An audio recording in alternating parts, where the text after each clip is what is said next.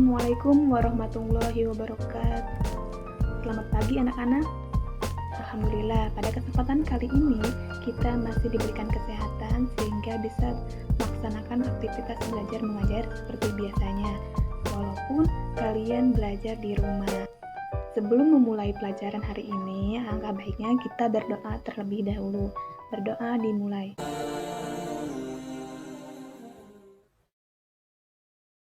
Doa sebelum belajar. Bismillahirrahmanirrahim. Rabbi zidni ilman warzuqni fahma. Artinya, ya Allah, tambahkanlah aku ilmu dan berikanlah aku rizki akan kepahaman. Baik anak-anak, materi hari ini mengenai qirad. Ada yang sudah tahu apa itu qirad? Maka dari itu, kalian harus menyaksikan video berikut ini dan kemudian kalian simpulkan apa itu qirad.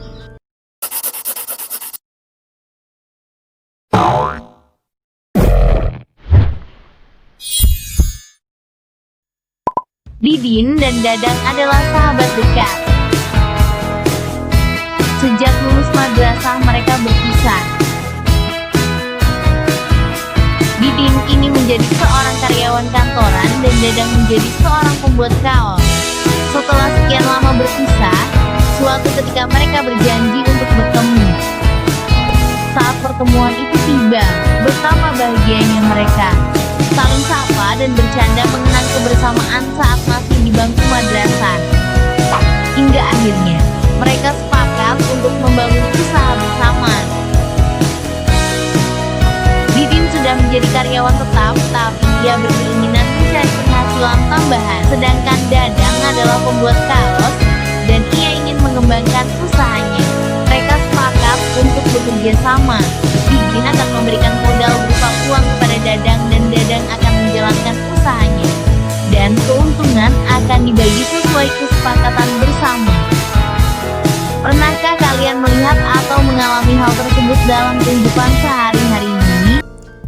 Bagus anak-anak jawabannya. Jadi, qirad adalah pemberian modal dari seseorang kepada orang lain untuk dijadikan modal usaha dengan harapan memperoleh keuntungan yang akan dibagi dua sesuai dengan perjanjian. Besar kecil bagian tergantung pada kesepakatan kedua belah pihak dan bekerja sama. Bagus pertanyaannya. Jadi, qirad dalam Islam itu boleh dan sangat dianjurkan sebab pada qirad terdapat unsur tolong menolong dalam kebaikan. Rasulullah SAW melaksanakan qirad dengan Siti Khadijah sebelum menjadi istrinya sewaktu berniaga ke Syam. Dalam kenyataan hidup, ada beberapa orang yang memiliki modal tetapi tidak sempat mengembangkannya. Sementara itu, ada orang yang memiliki kemampuan berusaha tetapi tidak memiliki modal.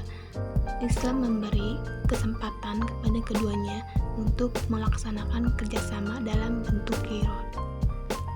Materi selanjutnya yaitu mengenai rukun qirad. Rukun qirad terdiri dari yang pertama, pemilik modal dan pengelola modal. Yang kedua, modal usaha. Yang ketiga, jenis usaha. Yang keempat, keuntungan. Dan yang terakhir, ijab dan qabul. Selanjutnya yaitu syarat qirad. Yang pertama yaitu pemilik modal dan pengelola modal sudah dewasa dan berakal sehat. Jadi misalnya si A normal dan si B maaf dalam tanda kutip gila, itu tidak diperbolehkan dalam pelaksanaan qirad.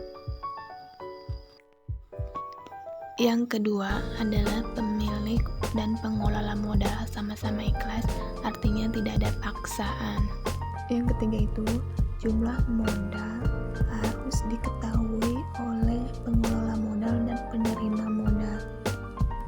Jadi, pada saat pelaksanaan kirot, modal harus diketahui oleh kedua belah pihak agar tidak terjadinya kesalahpahaman pada saat pelaksanaan kirot.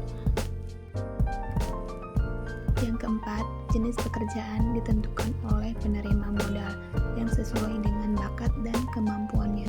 Si pemilik modal harus memberikan pekerjaan yang sesuai dengan bakat dan kemampuan si penerima modal.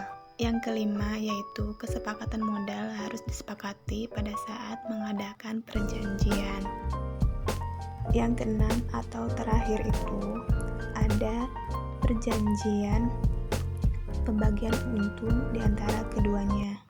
Jadi, pada saat mendapatkan keuntungan, kedua belah pihak harus saling mengetahui dan membagi keduanya dengan adil. Materi selanjutnya yaitu mengenai larangan bagi orang yang menjalankan kirot.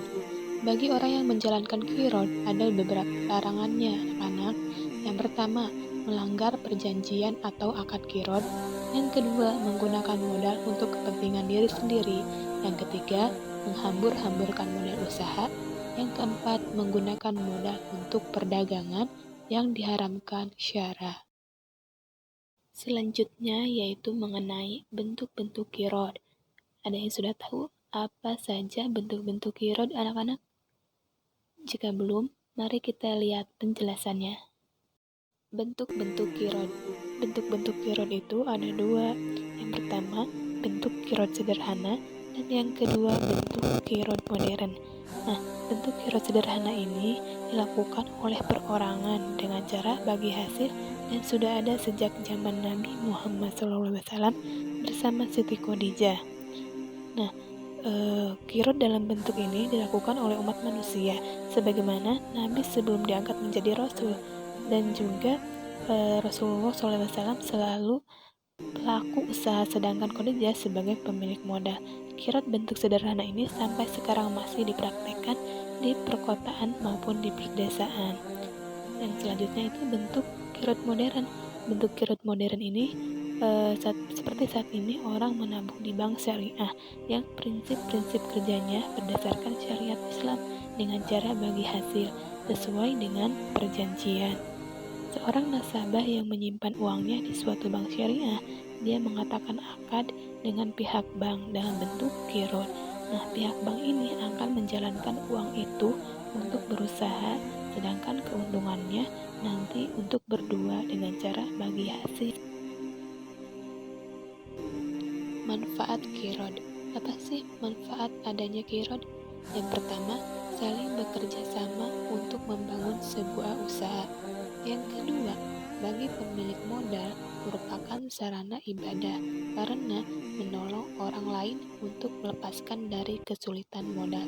Yang ketiga, menguatkan tali silaturahmi antara keduanya.